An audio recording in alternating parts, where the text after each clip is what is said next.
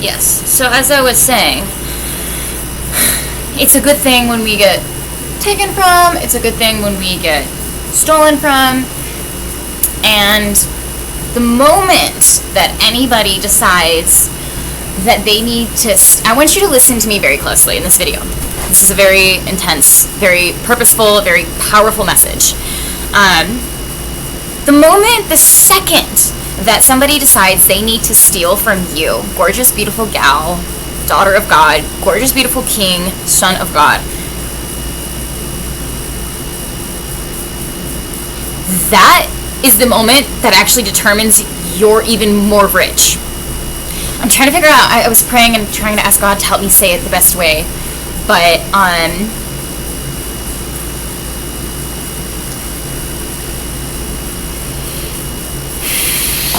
hope you can hear me with the AC. And I'm like icing my, it's a thing. I'm gonna go see a podiatrist tomorrow, a foot and ankle specialist. Yeah. The moment that anyone decides to steal from you, that's actually the moment where they're guaranteeing your abundance. I'm trying to see. Okay, so sometimes we live in this world and like, imagine, let's just imagine right quick that you're in a shelter, like a homeless shelter, like food pantry sitch, and it's cool, it's fine, you're getting your food, blah blah blah, but there's like this hat, it's chilling, and it's just on the couch. It's a nice hat, it's a valuable hat, and in this, like, well, it doesn't have to be a shelter. It could be. This is a metaphor for the world, and when there's any value, and it can be seen, and it's shining light, because we live in a world where there is evil, and where there is darkness, and that's very evident. This is cold. It's so cold in my foot, bro. I think you're supposed to have something. And not just put the ice, yeah. You're not just supposed to put ice on the, there we go. This poor push foot.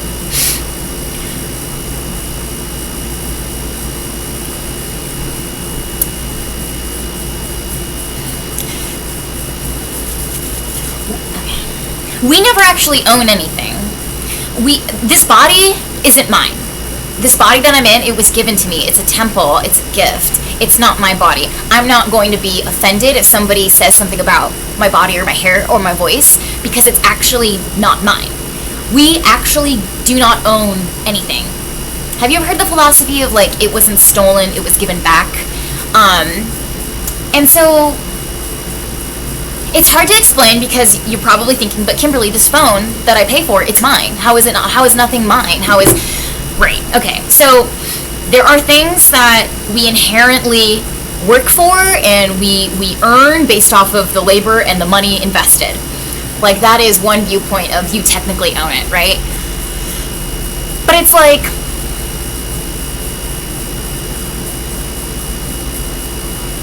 I don't know, I guess back to Isaiah, things today are, things that are temporary, seen today and gone tomorrow. And then things that are last forever can be felt now and are like last forever. Like, it can be felt today and tomorrow. It's not just temporary. It's a moment. That first kiss. You remember it. It gives you that inspiration, and it will stay with you until you're an old man or woman with wrinkles and gray hair, and you remember the feeling of that first kiss. These are things that last forever. That's something that cannot be taken from you, baby. So let's say money in a bank account, though. Somebody who sees that you've worked really hard, you know, there is evil in this world. I don't want to spend too much time speaking about it, because I'd rather give power to God.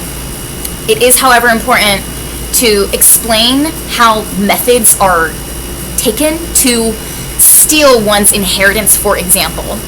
And so when somebody steals an inheritance, or it can be, I mean, a lot of things can be stolen that aren't in like a tangible form. So it can be your confidence, it can be your inspiration, it can be, this is getting hard to talk about.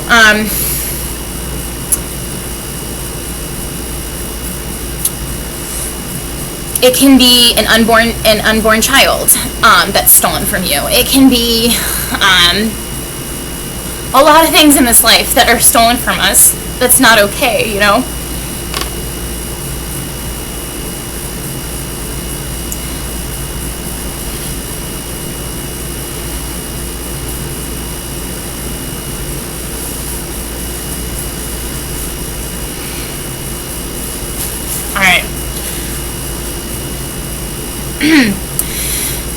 So nothing's ever actually stolen from us because God will allow attacks, and we do have our free will, and things can be manipulated against us by methods of, this is what I was trying to discuss before with y'all, the methods. It's like certain witchcraft and spells to bind a mind in confusion, for example. So somebody who's smiling in your face, we've all experienced fake people who are smiling in our face, but really like, as soon as we like turn around and go out of the room. We've all experienced that, and that's like the dichotomy of life. Like, that's why we use discernment, right? So first of all, like, get discernment before we hang out with anybody. We don't make a left turn without consulting God. We don't hang out and get coffee with this brand new person unless we're like, God, is this from you? Do you want me to, am I feeling led? Do you want me to feel, like, make sure, before I make a decision today, before I go hang out with this person, before I get into a relationship with this brand new person, or whatever, you know, you just met them, like, things like that, like, be careful. There are wolves in sheep clothing, and what does the devil do? He goes around like a roaring lion, seeking who he may steal, kill, or destroy. Those are his three objectives. So,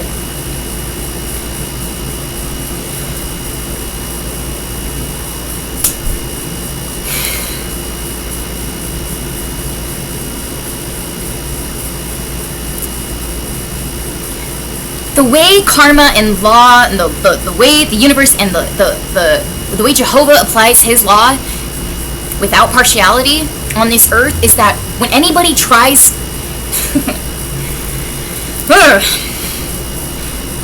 when anybody tries to do witchcraft or spells against you, to put you in confusion, to do a certain spell on you, to